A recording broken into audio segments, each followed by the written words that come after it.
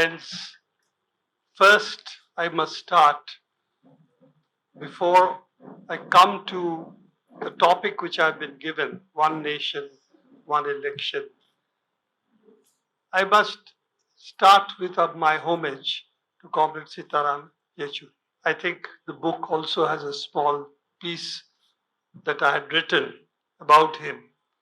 It's very difficult to talk about somebody you have known for 50 years who is younger than you, and then you have to speak about him or write about him. What we'll really miss is his smile, which is there at the cover of the book, is always his willingness to engage with any subject, and his energy, his ability to get along with different kinds of people, and also act as a cementing force in the alliance which we needed to build against the threat that is there today for Indian democracy and the Indian people. And I think the biggest loss we all have suffered is the fact that that binding force which brought different sections of people together today faces a different challenge after he's no longer with us. We have to see how we can carry that legacy of uniting the largest sections of the people against the kind of forces of darkness that at the moment threatens us politically, with divisions, with attacks on minorities, attacks on dissent. All of this is what we need to combat. And at this juncture, missing Comrade Sitaram Yechuri is going to be a huge loss for all of us. On the question of the topic which I have been given, one nation, one election, let me start by saying this is perhaps one of the weakest slogans that the BJP has presented for itself. They started by saying that they are going to have, essentially, if you look at the 50s, the RSS, the slogan was Hindi, Hindu, Hindu Rashtra. Let's be very clear. That's what the RSS stood for. And that still remains its plank. They want a nation where Hindu identity should be the foremost one. That is why when Mr. Modi won as a prime minister, he did not talk about winning the election for the BJP. He said it's a victory for the Hindus after 800 years of colonial rule. Where does 800 years come from? Not from the British. That's not who they were fighting. It's really the start from essentially Muslim rule in India. And therefore, for them, the anti-colonial struggle was not against the British, but against Muslims and against also a secular constitution which came into the country post the independence struggle. We did not get this constitution as a gift from anybody. It is Indian people's struggle for a secular India, which is what is embodied in the Constitution of India. And from the beginning, whether it comes to rights of states, when it comes to right of minorities, when it comes to right of languages, the BJP from the beginning has taken a position that one language should unite India, and that is Hindi. It's not able to get its way, is another matter, for various reasons which I'm going to touch upon. But their argument is India should have not English, but Hindi as the language, which should be their only national language. Of course, as you may know, that all the languages in India are national languages. It's not that the English and Hindi are only two national languages. All the languages of India which are recognized in the Constitution are identified as national languages. They are the only ones in which official work of the government can be done, of the central government can be done, but they do not have any separate status than other major languages like Telugu, like Tamil, like Bengali, and so on. So this basic idea of a nation which can be heterogeneous, which can have multiple languages, multiple religions, all of which can coexist in one nation, was something which is, in a sense, unique in the world. We must understand that this is not something which came from Europe or it came from any other part of the world. So those who think, like the RSS claimed when the Indian Constitution was drafted, that this Constitution was imported from the British or the Americans or the French. That was their statement. Organizer has those articles which anybody can go and see. Ambedkar was attacked vehemently, made fun of, and it was also written there in their writings that that constitution, India's constitution, should have been based on Manusmriti. So that is where they were coming from. And compared to that, the Indian constitution is the only one which thinks of a nation as a multinational nation, multiple national identities. Of course, the Soviet Union did have that character, but that fell apart later. But multiple nationalities, multiple languages, and with this, we were trying to build a nation which would then be able to give expression to each of these identities within the larger matrix of an India. Now, how did this come about? And I think this is very important for us to understand the context in which the Constitution is drafted, the context within which the British were kicked out of India, and the context within which this attempt to have an independent nation with multiple identities represented on it was created. And that was created essentially by the national struggle. The struggle of the Indian people against the British was the unity which brought the Indian nationhood, brought the Indian Constitution into being. It is not a gift of the Indian National Congress. It was not a gift of Ambedkar or Nehru. It was a gift of the people who had fought the British for 30 years, 40 years, 50 years, and brought the identity of the national struggle into being through the formation of the Indian state. You can see the boundary of India is not the boundary of British India. That included Burma, it included Sri Lanka. Of course, we know about Pakistan, we're leaving that out for the time being. But the British India had a much larger boundary. That was not the boundary of the Indian national movement. So what came into being was really the Indian national movement's fruition, the fruit of the Indian national movement, which was our constitution. జోహార్లు అర్పిస్తున్నాను. మనకంటే చిన్నవాడు, మనకు సన్నిహితుడు అయినటువంటి వాళ్ళు దూరమైనప్పుడు వాళ్ళ గురించి మాట్లాడడం చాలా కష్టంగా ఉంటుంది. సీతారాం యేచూరి ఆ విధంగా ఒక ప్రత్యేకమైన స్థానం, ప్రతి వాళ్ళకు కూడా అందుబాటులో ఉండి ప్రతి సమస్య మీద కూడా భావాలు పంచుకోవడానికి, వినడానికి సిద్ధంగా ఉండేటటువంటి ఒక వ్యక్తి. ఈరోజు మనం దేనికి వ్యతిరేకంగా అయితే అన్ని శక్తులను కూడా కలపాలని భావిస్తున్నామో, ఈ శక్తులన్నిటి యొక్క సమాహారానికి ఒక బాణిగా, ఒక గొంతుగా, ఒక అనుసంధానకర్తగా ఉన్నటువంటి వ్యక్తి.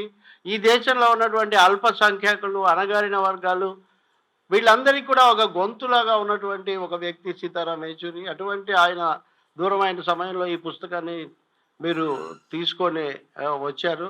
ఆయనకు జోహార్లు అర్పిస్తూ నేను మొదలు పెడుతున్నాను. అసలు అంశంలోకి వెళ్ళే ముందు ఈ విషయంలోకి మనం వెళ్తే, బహుశా బీజేపీ, ఆర్ఎస్ఎస్‌ల యొక్క నినాదాలన్నిట్లోకి అతి బలహీనంగా వాళ్ళు తీసుకున్నటువంటి నినాదం ఒక దేశం ఒకే ఎన్నిక అని. ఎందుకంటే వాళ్ళ మామూలుగా చెప్పాలంటే మూలం ప్రకారం హిందూ రాష్ట్ర అని చెప్పి ఉండాలి.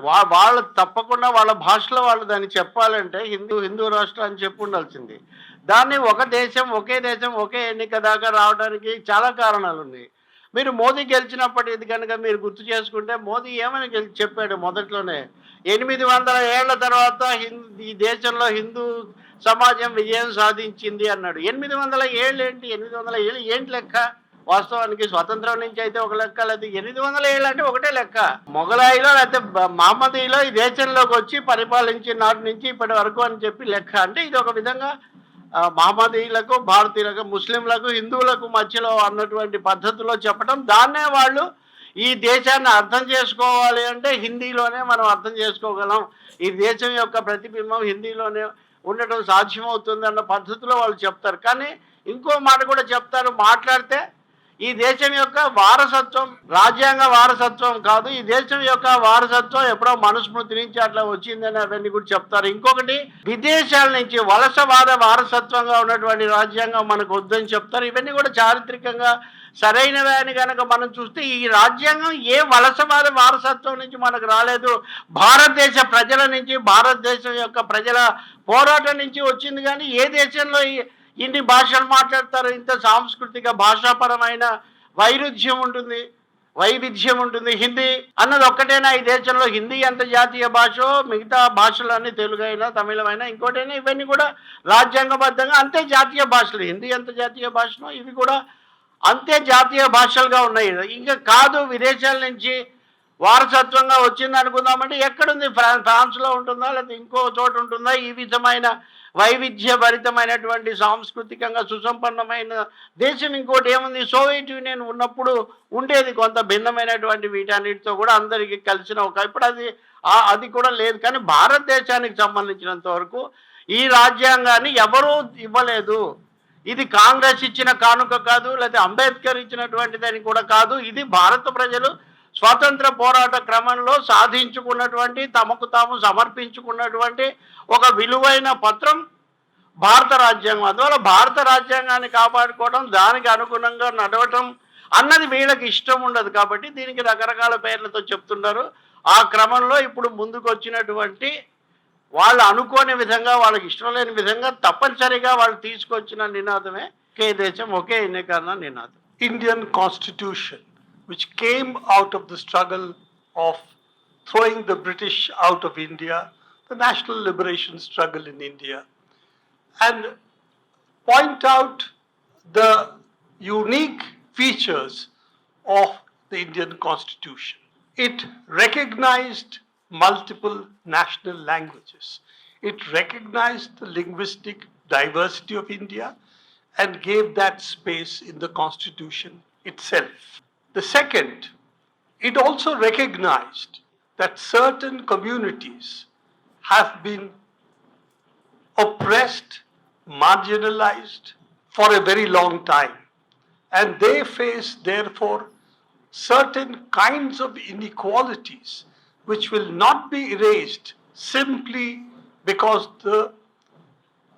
independence has come and our development might take place much more than under the British. Therefore, specific provisions that those who have been oppressed communities will have to be given space, which will have to be given protection, and therefore constitutional protection for them was also foreseen and put in the Constitution. The scheduled castes, the scheduled tribes have protection, and they have therefore certain privileges, rights in the Indian nation for the fact that we have oppressed them for maybe a couple of thousand years. So that is also recognized in the Constitution. It is also recognized in the Constitution the right of worship, whatever you want.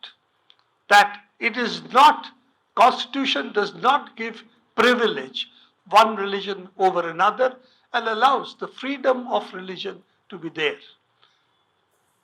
So these are laid down in the Constitution. On the question of states, language, whether they should be linguistic nations or linguistic states, that needed a much longer struggle. And in fact, Andhra played a very important role in the formation of linguistic states, which also, of course, was what gave rise to Tamil as a language, assertion of the Tamils that they will not accept Hindi as a second language to be imposed on them. All these language struggles that took place in India is also because each language has been given a certain status in the constitution. So, what stands out to me, if I look internationally, this is a unique nation. A nation of this size, which is divided in some sense by religion, language, but united as a country. This is a unique nation. China, even if there are many languages in China, they have one written script which unites them all. Most other countries in Europe fought about 400 to 500 years of war to become linguistic nations. The two world wars between Germany and France, which are thus joined, was fought over one, what would be considered in India a district, Alsace-Lorraine, whether it should go to France or it should go to Germany. And they fought two world wars. They call it world wars because all of us got involved. It was really British India using Indian soldiers to fight Germans in Africa and in West Asia. So all of this meant that there is a bloody history of nation formations that have taken place in Europe. Of course, we know that Africa was basically divided into countries by drawing lines on a map. That's all that they participated in. That's why Africa still remains today a troubled continent, because that's how they were divided. Latin America, of course, became free out of their national struggles against the Spanish and the Portuguese. But all of this, if we take into account, India is a unique experiment where we have this multiple identities, yet one nation. And that is what even today the BJP and its other, shall we say, alter ego, the RSS, cannot stomach. Because in their understanding of the nation, what they have is a nation which is an ethnic identity with one language, one ethnicity. And that's really what German nationalism was. And if we know, that's what Nazi Germany really represented. That one nation, all other identities to be wiped out, either physically or otherwise. So this is the other identity of a nation which is superimposed on different parts of the world by the ideology which saw National Socialism, Nazi is National Socialism is the unfortunate word they used, that is Nazi Germany as basically as their idol, their ideal concept of nationhood.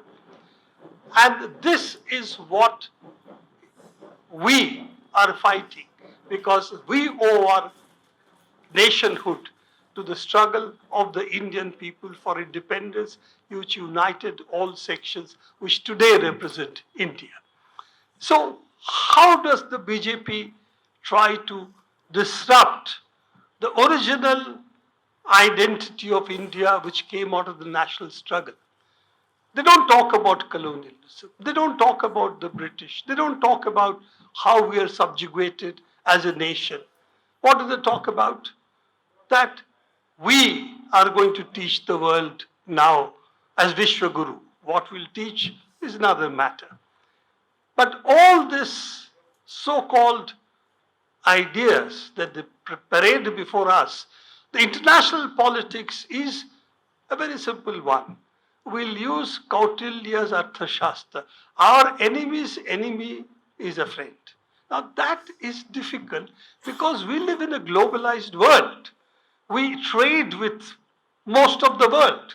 It's not that we have chakras and around chakras you have other countries and then there is another chakra which is Kautilya's Arthashastra. It's 2000 years old. We have to move beyond that in the age where communication unites the entire world. Ideas travel very quickly. So what do they have for us in this context? They are talking about, it started with one, what? This love for one. What is the love for one? One leader, one nation. That's how it started.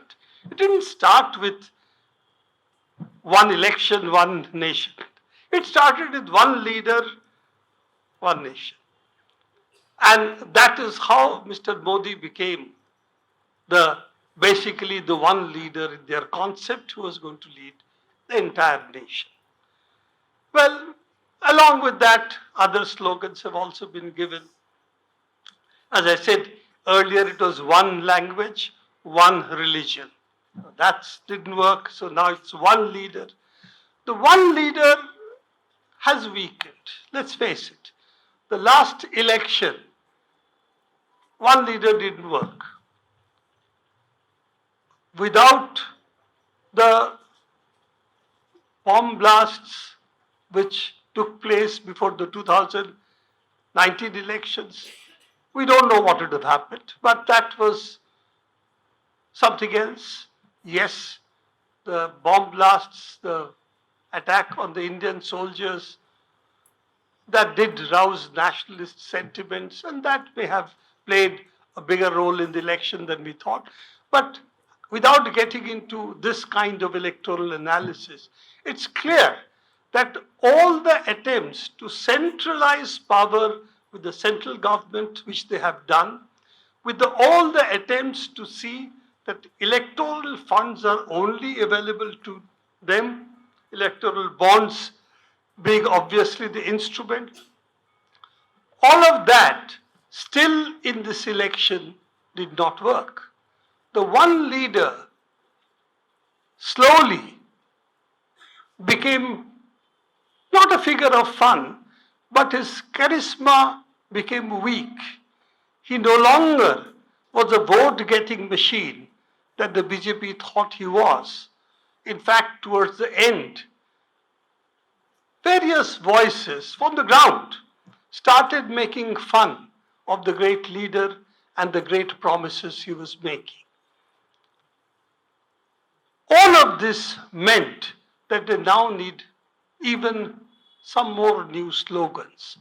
So the old tired slogan of one country, one election. Now what does it really mean? I'll go into that after the translation. I'll address the topic that has been given to me. But before doing that, I thought I should lay down the background within which we need to examine this. ఇది చాలా దేశాల్లో మనం చూడం. China అనేది మనకంటే చాలా పెద్దదే ఉండొచ్చు. చాలా భాషలు చైనాలో కూడా ఉండొచ్చు. కానీ రాసే లిపి మటుకు ఒక లిపిలోనే వాళ్ళు రాయాల్సింది. ఫ్రాన్స్ ఒకటే, జర్మనీ ఒకటే. అందుకనే అక్కడ భాష, జాతీయత అనే వాటికి మధ్యలో తేడా ఏం లేకుండా పోయింది. కానీ భారతదేశానికి వచ్చేసరికి జాతీయత, అనేక జాతులు, ఉపజాతులు, భాషా సాంస్కృతిక బృందాలు, వీటన్నిటికీ వాటి అస్తిత్వం, వాటి గుర్తింపు, వాటి నేపథ్యం ఉంది. వీటన్నిటిని దృష్టిలో పెట్టుకొని భారత రాజ్యాంగం వీటన్నిటికీ కూడా చోటు కల్పించింది. ఇప్పుడు వీటన్నిటిని ఒక్క దెబ్బతో లేకుండా చేయాలి అంటే ఏం చేయాలి? ఆ క్రమంలో వచ్చినటువంటి నినాదాలే ఇవన్నీ కూడా. ఒక్కసారిగా మీరు గుర్తు చేసుకుంటే కనుక వీటన్నిటి సారాంశాన్ని మనం ఎక్కడికి తీసుకుపోతాము అంటే ఒకే నాయకుడు, ఒక దేశం ఒక నాయకుడు. ఒక దేశం ఒక నాయకుడు అనే నినాదం ఎలా వచ్చింది? ఉదాహరణకు అది పనిచేసిందా మొన్నటి ఎన్నికల్లో? మొన్నటి 2024 ఎన్నికల్లో ఎందుకు పనిచేయలేదు? అంతకుముందు ఎందుకు పనిచేసింది? నిధులన్నీ ఒకరికే వస్తుంటే, ఎన్నికల్లో నిధులన్నీ ఒకరికే వచ్చే అవకాశం ఉంటే అది కొంతకాలం పని చేయొచ్చు. లేదు 2019లో విపరీతమైన బాంబు పేలుళ్ళు ఇట్లాంటివి జరిగి ఉండకపోతే అప్పుడు మళ్ళీ అది పని చేసి ఉండేది. అది కూడా ఒక ప్రశ్నే. కాబట్టి కొంతకాలం గడిచిన తర్వాత ఏమైందంటే ఈ భిన్నమైనటువంటి మతాలు, సంస్కృతులు, ఈ విషయాలు ఉన్నటువంటి ఈ దేశంలో ఒకే నాయకుడు ఒకే ఒకే ఒకే అనేది పని చేయదు అని ఒక అనుభవంలో నుంచి వచ్చింది. సో దానికి విరుగుడుగా వచ్చేటటువంటి ఒక కొత్త నినాదంగా ఇప్పుడు దాన్ని ఒక ఎన్నిక అని. మరి మీరు ఏం చేస్తారయ్యా? ఒకే నాయకుడు ఒకే ఎన్నిక మేము ప్రపంచానికి నేర్పిస్తాం. ఏం నేర్పిస్తారయ్యా మీరు? కౌటిల్యుడి అర్థశాస్త్రం నేర్పిస్తాం. కౌటిల్యుడి అర్థశాస్త్రం ఏనాటిది? ఆనాడు ప్రపంచం ఎలా ఉంది? ఈరోజు ప్రపంచానికి అంతా ప్రపంచం అంతా ఒకటే అంటున్నటువంటి ఒక ప్రపంచీకరణ యుగంలో దేశాల మధ్య సంబంధాలు ఇవన్నీ ఉన్నప్పుడు అప్పుడు కౌటిల్యుడు ఫలానా విధంగా చెప్పాడు. ఏం చెప్పాడు కౌటిల్యుడు? లేకపోతే ప్రధానమైన సూత్రం ఏంటి?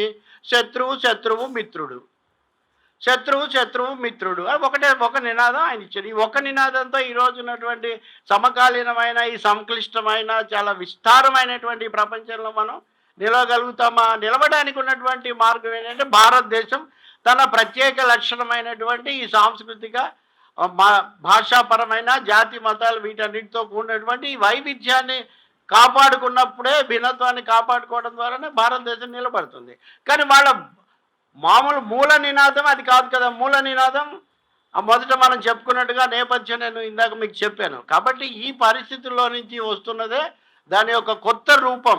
అంతా ఒకటే అని చెప్పాలంటే మరి ఇన్ని భాషలు, ఇన్ని తేడాలు ఇవన్నీ ఉన్న దేశంలో దానికి ఉన్న ఒక మార్గంగా కనబడింది తరుణోపాయం ఒకే దేశం ఒకే ఎన్నిక.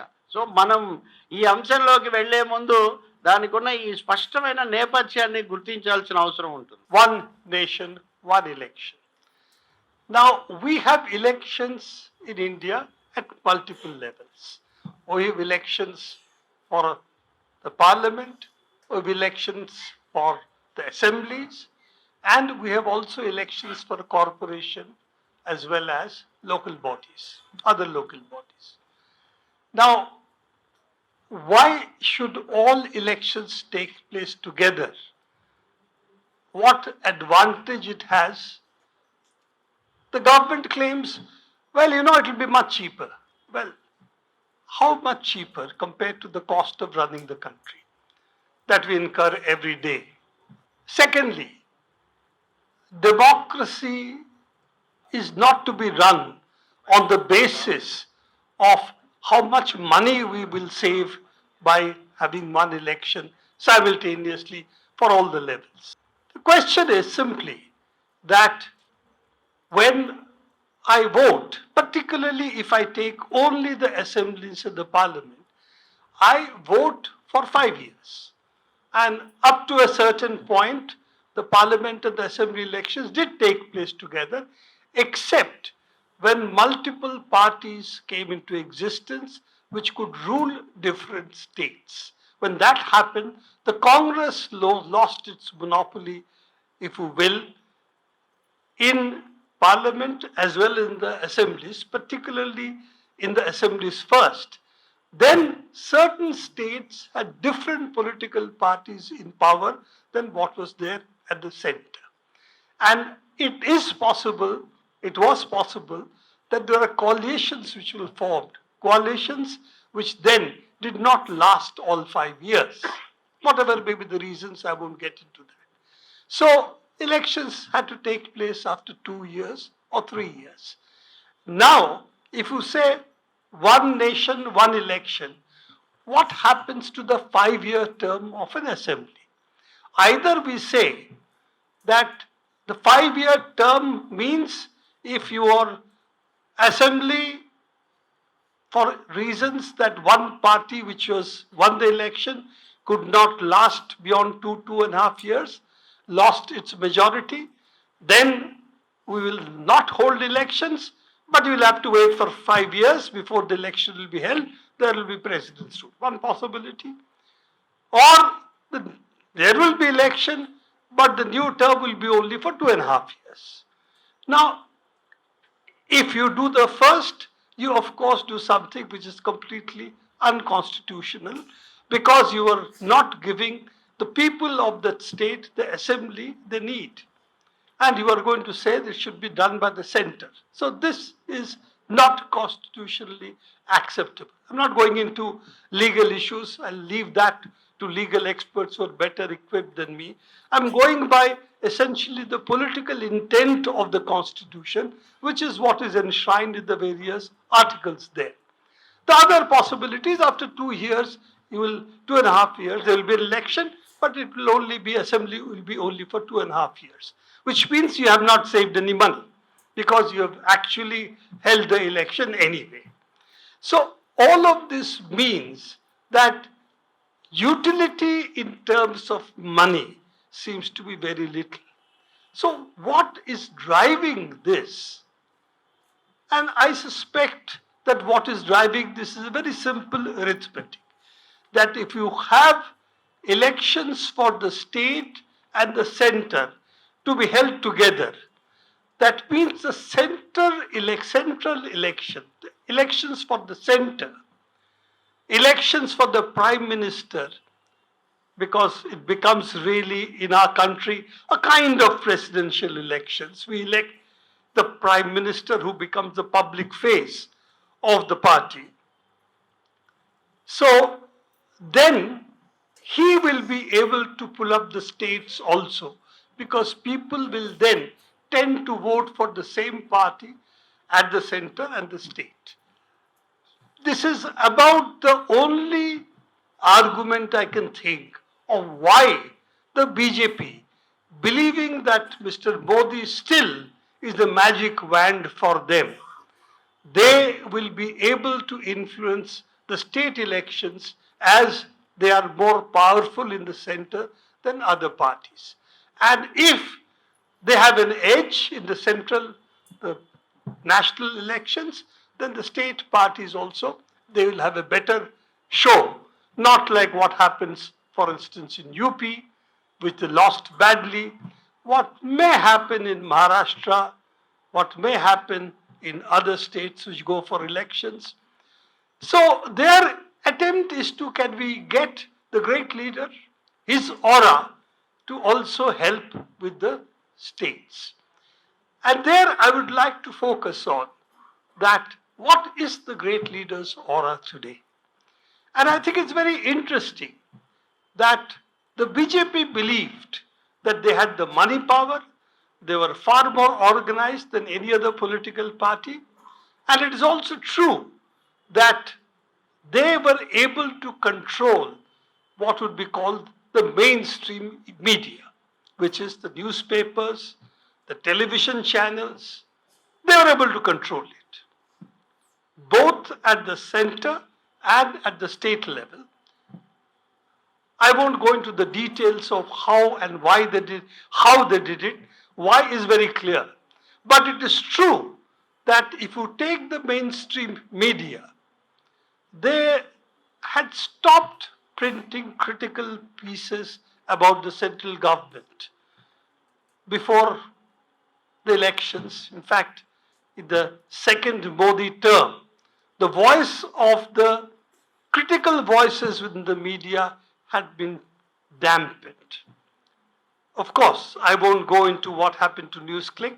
That is off my speech today. I am out on bail, so I have also one of the bail conditions. I shall not speak about my case. So if I leave these things out, it is very clear that the mainstream media was tamed. Due to various reasons, it was tamed. But in spite of the mainstream media being under the control, implicit control of the government and the BJP, what happened was that other voices started speaking up and people started listening to them. You have what are called now YouTubers, you have the reels which are popular, you have various other tools that are being used, and it is not that it is being organized, it is being really led by opposition forces. We are trying, but we're not very successful as yet. Okay? It is really the energy of the people which has come together, who are expressing their views in spite of all the attempts by the government to stop them. One attempt was what was called the fact check unit, which if those who have read literature would know that Orwell talked about the ministry of truth. The truth is what the government says is true. And that is what a ministry of truth was there in 1984, of course. But he wrote it, it was 40 years before that. Okay? So the ministry of truth is essentially what a fact check unit is. It tells us what is true and what is not true. Why? Because the government says so. Not because it what happened on the ground. After that, what was the second attempt? So that the court stopped. It took about a year or two. The courts have finally buried it. It was stopped, stayed, and now the court has said that this does not square with the Constitution. Freedom of speech is not this. You don't have a monopoly of truth. Then what was the other attempt? That we will ask all those who are on YouTube to register. Now register? Okay, how many people are on YouTube? Does the government even know the number of people who are going to be affected? Now we have 600 million cell phone users, government statistics, not mine. Okay? Assuming people have two phones, like a lot of people sitting here, even then, at least 450 million people are there. You could register how many of them? And I think this is what really threatens them. It is not we, let's be honest, it's not what we opposing the BJP, what we are doing. It's not what the Congress is doing, not what the opposition parties are doing. What is fracturing the image of the BJP, this monolithic image that they are all powerful, what is fracturing that? Their propaganda, their campaigns is this instrument which people are using to not only talk about what their reality is, but also make fun of our leaders. And you know what is the most powerful instrument that the leader fears? Basically being made fun of. Remember, there is whole thing about the king who was supposed to be wearing clothes which are fantastic, till a little boy said, the king is naked. And then the whole crowd started laughing. And this is the point, that truth has this power. And the truth of the people, they don't have to be big media people. The truth of the people is what the reality they see and how they're able to bring it to others. And I think this is what we saw in the last election. And that is why now all of these attempts are being made to see how you can bring the one leader back to the one nation. కాబట్టి ఒక దేశం ఒకే ఎన్నిక అన్నప్పుడు మనం రాష్ట్రాల శాసనసభ ఎన్నికల గురించే మాట్లాడుతున్నాం. స్థానిక ఎన్నికలు కూడా ఉన్నాయి. స్థానిక ఎన్నికలు అనేవి రాష్ట్రాల వారీగా ఉన్నాయి. శాసనసభ అనేది ఒక 5 ఏళ్ల కాలానికి అనుకుంటే 5 ఏళ్ళు ఉంటుందా, మధ్యలో అది పడిపోతుందా? ఒకే పార్టీ పాలించినంత కాలం చాలా కాలం దీనికి ఏం సమస్య లేదు. కానీ అనేక పార్టీలు రంగంలోకి వచ్చిన తర్వాత అనేక సమస్యలు ఇవన్నీ వచ్చి అవి మధ్యలో పడిపోవడం లాంటివి వచ్చిన తర్వాత ఇక్కడ సమస్య ఉత్పన్నమైంది. ఇప్పుడు ప్రధానంగా వీళ్ళు చెప్పేదేంటి, ఒకే దేశం ఒకే ఎన్నిక అయితే కనుక ఖర్చులు బాగా మిగులుతాయి, మాటి మాటికి ఎన్నికలని. మీరు ఒక ప్రభుత్వం 5 ఏళ్లకు ఎన్నికైన ఒక శాసనసభ మధ్యలో రద్దు అయితే మిగిలిన కాలం కూడా అది కొనసాగించాలంటే దానికి రాజ్యాంగబద్ధత లేదు. రాజ్యాంగం ఒప్పుకోదు, అది రాజ్యాంగ విరుద్ధం. అలా కాదు, దానికి పదవీ కాలం ఉన్నప్పటికీ కూడా కేంద్రంలో జరపాలి కాబట్టి రాష్ట్రంలో కూడా ఎన్నికలు జరపాలని మీరు అంటారా? దానివల్ల ఖర్చు పెరుగుతుందో తగ్గుతుందో? అవసరం లేకపోయినా కానీ ఎన్నిక పెట్టేటైతే ఖర్చు పెరుగుతుంది, అవసరం ఉన్నా కానీ జరపకపోతే రాజ్యాంగం పద్ధత అనేది దెబ్బతింటుంది. కాబట్టి ఏ విధంగా చూసినా కానీ ఈ ఒకే దేశం ఒకే ఎన్నిక అనేటటువంటి నినాదానికి అసలు ప్రాతిపదిక రాజ్యాంగబద్ధంగా కానీ రాజకీయ వాస్తవాల్లో కానీ లేదు. అయినా ఎందుకు తెస్తున్నారంటే ఇందాక మనం చెప్పుకున్నట్టుగా ఒకే నాయకుడు ఒకే దేశం అన్నటువంటిది కొంతవరకు అది బద్దలైపోయిన తర్వాత వాళ్ళకి ఇది మిగులుతుంది.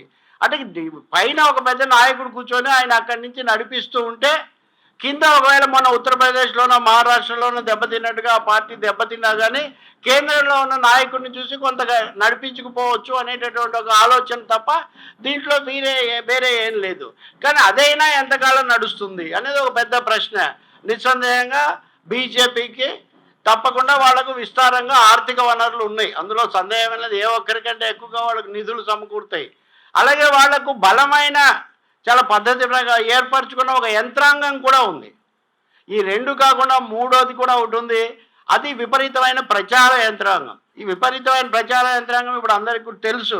మీడియా, అందులో పెద్ద పెద్ద మీడియా, బడా మీడియా, ఇదంతా కూడా అనుకూలంగా ఉండటం, కనీసం విమర్శించడం మానేశారు. ఒకప్పుడు ఉన్నటువంటి విమర్శనాత్మక స్వరాలు ఇప్పుడు మీడియా నుంచి మనకు వినిపించకుండా ఉండే ఒక పరిస్థితి క్రమక్రమంగా తీసుకొచ్చారు. ప్రతిసారి అదే నడుస్తుంది, అది ఏర్పడింది. కానీ అంతకంటే ఆశ్చర్యకరమైన లేదా గమనించాల్సింది ఏంటంటే, ఆ బడా మీడియాలో అనుకూలత వాళ్ళు మాట్లాడకపోయినా కానీ మీరు కనుక మొన్న ఎన్నికల్లో ఇతరత్ర చూస్తే అనేక స్వరాలు, ప్రశ్నించే స్వరాలు, భిన్నమైన స్వరాలు వినిపిస్తున్నాయి. వీటన్నిటిని ఒక చోట కూర్చోబెట్టుకొని ఒక రాజకీయ పార్టీయో లేకపోతే ఒక కాంగ్రెస్ పార్టీయో లేకపోతే ఇంకొకరో వీళ్ళందరినీ తీసుకొచ్చారని కాదు. నేను మా న్యూస్ క్లిక్ గురించి మాట్లాడలేదు. ఎందుకంటే న్యూస్ క్లిక్, దాని మీద జరిగిన వ్యవహారాలు అవన్నీ అది వేరే అధ్యాయం. పైగా నేను బయట ఉన్నాను, న్యాయపరమైన నిబంధనలు కూడా వర్తిస్తాయి. కాబట్టి నేను ఆ వివరాల్లోకి నేను పోను. కానీ సమాంతరంగా దాన్ని ప్రశ్నించేటటువంటి రకరకాల గొంతులు వచ్చాయి. ఇవి అనేక అంశాలు ముందుకు తెస్తున్నాయి. ఇవన్నీ పరిస్థితుల్లో నుంచి వచ్చాయి. ఇవి ఒక భ్రమణం, అంటే ఒకే నాయకుడు అంతా శాసిస్తాడు, ఒకేది నడిపిస్తుందన్న ఒక భ్రమను, దాని గురించినటువంటి కల్పనను, భావనను మటుకు అవి ఛేదించగలిగాయి. కాబట్టి అది కూడా ఛేదించిన తర్వాత ఏం జరుగుతుంది, ఏం మిగులుతుంది అనేటటువంటిది ఇక్కడ మన ముందుకు వస్తున్న ప్రశ్న. ఆ నేపథ్యంలో ఈ నినాదం వస్తూ ఉంది. కానీ అదేమో బద్దలవుతున్న కొద్దీ ఈ మరో రూపంలో దాన్ని తీసుకురావడానికి వాళ్ళు చేస్తున్న పెద్ద ప్రయత్నంగా మనకి ఇది కనిపిస్తుంది. I'm going to end this talk on a challenge to all of us. It's all right to believe in the people. They have done their task. They have voted. They have pointed out what they think through their expression, what they thought about the regime.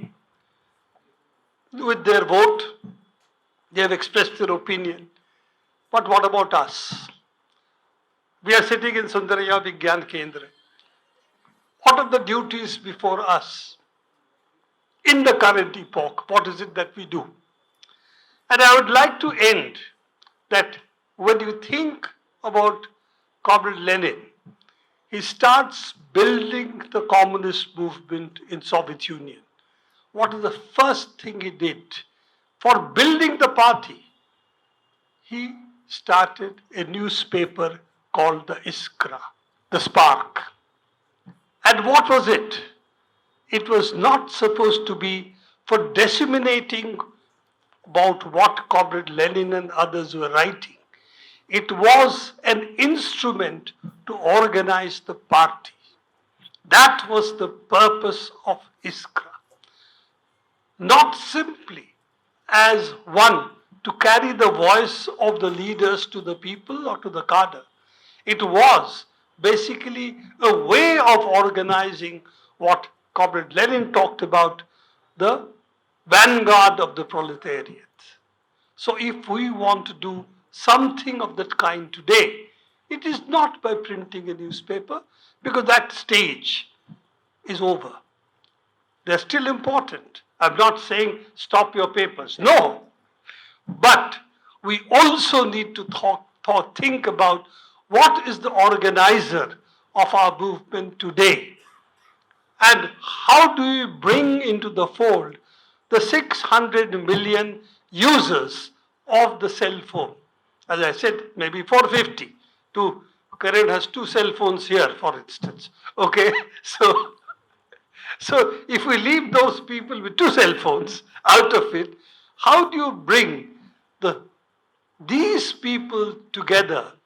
And if we want to do that, what is our instrument? And there I will say that we should look at social media, not for doing Facebook ourselves, not for doing a tweet and feeling good about it, but how do we do what Lenin did with the Iskra?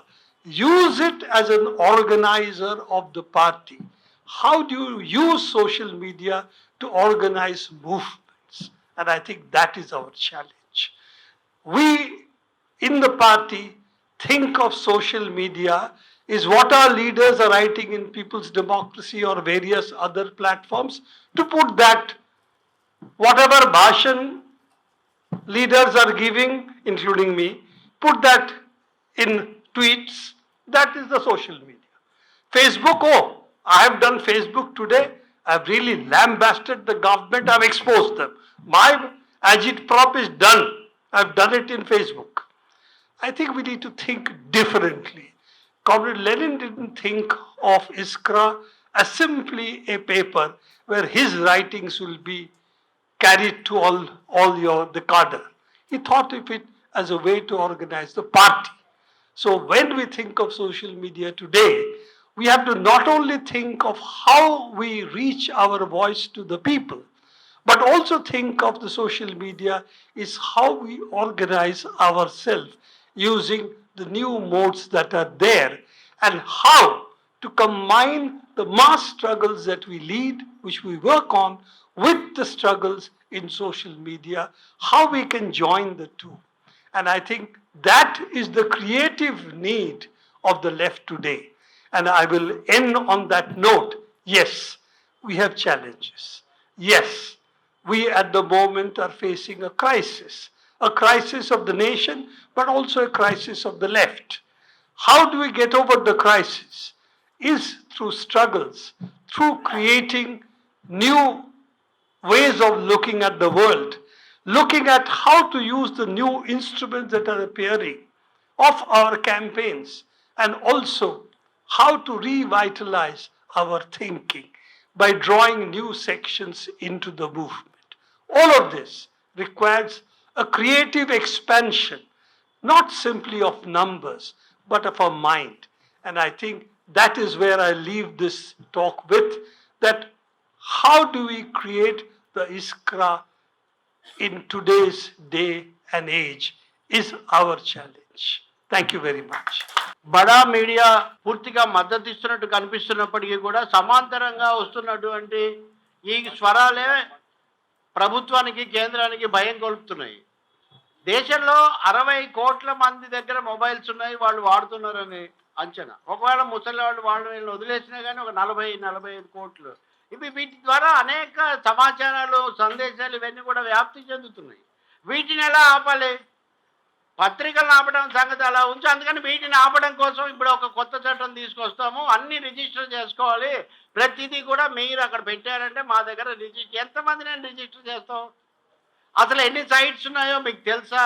ఈ mobile ఇప్పుడు వేల లక్షల sites ఉన్నాయి. వీటన్నిటిని కూడా ఎవరు అదుపు చేయగలుగుతారు? కాబట్టి వాళ్ళ పరిధిని మించిపోయింది. మనం ఈ రోజున ఒకే దేశం, ఒకే ఎన్నిక, ఒకే నాయకుడు, ఒకే పెత్తనం, దీని గురించి చర్చిస్తున్నప్పుడు ఈ విస్తారంగా విస్తరించి ఒక ప్రశ్నార్థకంగా తయారైనటువంటి ఈ సోషల్ మీడియాను సాధనంగా చేసుకోవడం గురించి మనం ఆలోచించాలి. సోషల్ మీడియాలో ఫేస్బుక్లోనో లేకపోతే ఇంకో దాంట్లోనో నేనేం పెట్టాను, నా బొమ్మ వచ్చిందా, లేకపోతే ఇంకొకటి అయిందా చూసుకొని సంతోషించడం కాదు, దీన్ని ఒక సామాజిక మార్పుకు, ఒక పోరాటానికి సాధనంగా ఎలా చూడాలనేది మనం గుర్తించాలి. లెనిన్ ఏం చేశాడు? లెనిన్ రష్యాలో ఆయన విప్లవం వచ్చే ముందు పోరాటం ఇదంతా ప్రారంభించినప్పుడు మనం పత్రికతో ప్రారంభించాలన్నాడు. ఇష్క్రా అనే పత్రిక పెట్టాడు. ఇష్క్రా అనే పత్రిక పెట్టడం ఎందుకు పెట్టాడు? ఆయన వ్యాసాలు రోజు రాయడానికో లేకపోతే దీనికో కాదు, ఒక ఉద్యమాన్ని నిర్మించడానికి, తన పార్టీని నిర్మించుకోవడానికి దాన్ని ఒక సాధనంగా ఆయన పెట్టాడు. ఆ తర్వాత చాలా జరిగింది. ఇప్పుడు ఇష్క్రా కాలం కాదు, పత్రికల కాలం కాకపోవచ్చు. ఇప్పుడు అది ఇప్పుడు అన్ని పత్రికలు మూసేయమని నేనేం చెప్పడం లేదు, పత్రికలు ఉండాల్సిందే. కానీ అదే సమయంలో కొత్తగా మన చేతుల్లోకి వచ్చినటువంటి ఈ సోషల్ మీడియా అనేటటువంటి సాధనాన్ని ఈ లక్ష్యం చేరుకోవడానికి ఒక పరికరంగా, ఒక ఆయుధంగా మనం ఉపయోగించాలన్నది ఇప్పుడు చాలా ముఖ్యమైన అంశం. ఇప్పుడు మనం చూస్తున్న వీటన్నిటికి కూడా చాలా ప్రత్యామ్నాయం అక్కడి నుంచి వీటన్నిటిని ఆ సందేశం వస్తుంది. ప్రతిసారి కూడా ఒక ఫేస్బుక్లో ఉదాహరణకు నేను ఒకటి పెట్టాను, ఒక మంచి సందేశం సకాలంలో, అంటే అది ఒక్కసారిగా అది విస్ఫోటనం చెందుతున్నటువంటి పరిస్థితి. అందుకని దీన్ని ఎవరు ఒక దెబ్బతో ఆపేయగలిగినా లేదా పీకను నొక్కేయగలిగిన పరిస్థితి ఉండదు. కాబట్టి మారిన పరిస్థితుల్లో ఆనాటి ఇష్క్రా అనుభవాన్ని ఇప్పటికనగా మనం వర్తింపజేసుకునేట్టయితే ఇప్పుడు విస్తరించినటువంటి ఈ సోషల్ మీడియా అనే దాన్ని, దీంట్లో ఉన్నటువంటి వివిధ రూపాలను కూడా శక్తివంతంగా, సమర్థంగా ఉపయోగించుకోవడం అనేది మన సందేశాన్ని తీసుకొని పోవడానికి అది సాధనమవుతుంది. దాని మీద మనం కృషి చేయాలి. ఆ దిశలో ఇప్పుడు తప్పకుండా దేశం సంక్షోభంలో ఉంది. వామపక్షాలు కూడా కొంత సంక్షోభాన్ని ఎదుర్కొంటుండొచ్చు. కానీ వీటన్నిటికి కూడా పరిష్కారం ఏమిటి? ఇంకా ఎంతగా ఈ సందేశాన్ని తీసుకుపోవాలంటే దానికి ఇదొక ప్రధానమైన అస్త్రంగా ఉందనే అంశాన్ని మీ దృష్టికి తీసుకొస్తూ వారు ముగించారు.